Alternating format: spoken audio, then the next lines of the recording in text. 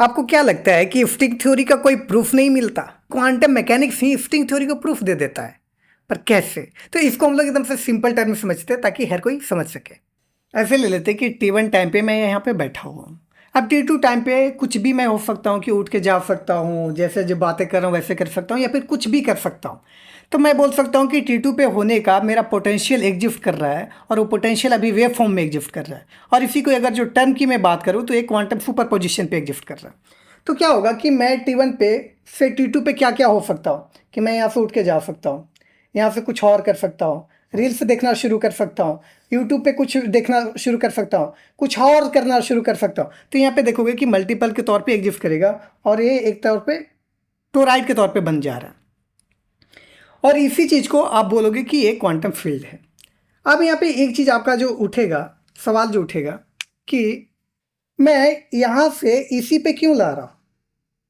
तो यहाँ पे आप देखो कि मान लो कि मैं T2 पे यहीं पे बैठा रह जा रहा हूँ, तो क्या हो रहा है कि ये जो वेव फॉर्म में था, तो वेव फॉर्म में जो था वो कोलैप्स करके इसी पे आ जा रहा है।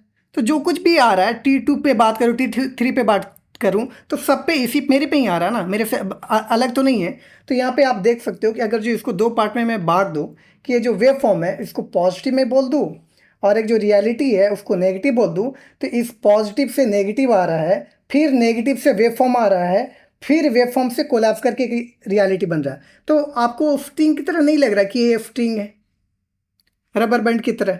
तो यहाँ पे आप देख पा रहे हो कि वेव फॉर्म जो कोलैप्स कर रहा है, जो वहाँ पे आप स्ट्रिंग की बात करते हो। पर यहाँ से सवाल ये उठता है कि स्ट्रिंग वाइब्रेट क्यों कर रहा है। तो यहाँ पे मैंने बोला कि ये जो टोराइड के तौर पे बन रहा है वो क्वांटम फील्ड है।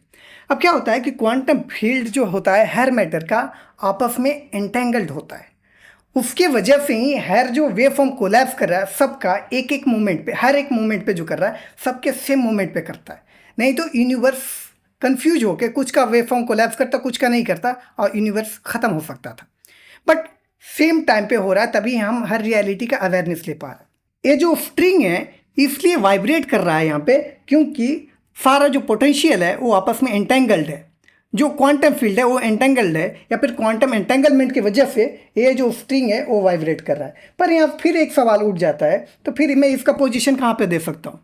जो स्ट्रिंग है उसका पोजीशन में कहाँ दे सकता हूँ? तो आप इसका पोजीशन कहीं नहीं दे सकते, क्योंकि ये नॉन लोकल है। क्यों? जैसे ही आप क्वांटम फील्ड की बात कर रहे हो यहाँ पे, तो उसमें बहुत सारा पॉसिबिलिटी के तौर पे एग्जिस्ट कर रहा है, और उसमें से जैसे किसी एक को आप पॉइंट करोगे, आप वो वहाँ पे T2 पे बात कर दोगे, वो कोलैप्स हो जाएगा और T2 की बात हो जाएगी वहाँ पे।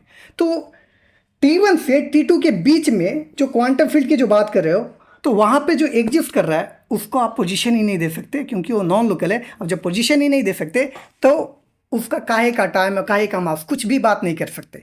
इसलिए जो ये जो स्ट्रिंग है, जो वाइब्रेटिंग स्ट्रिंग है, वो कुछ और नहीं बल्कि वन डायमेंशनल स्ट्रिंग है। देखो ये मेरा ऑब्जर्वेशन है, कोई प्रूफ नहीं है, जिसमें आप ये देख पा रहे हो कि वेवफॉर्म जो कोलैप्स कर रहा है उसमें स्ट्रिंग थ्योरी का जो भी डिस्क्रिप्शन है वो शो करता है।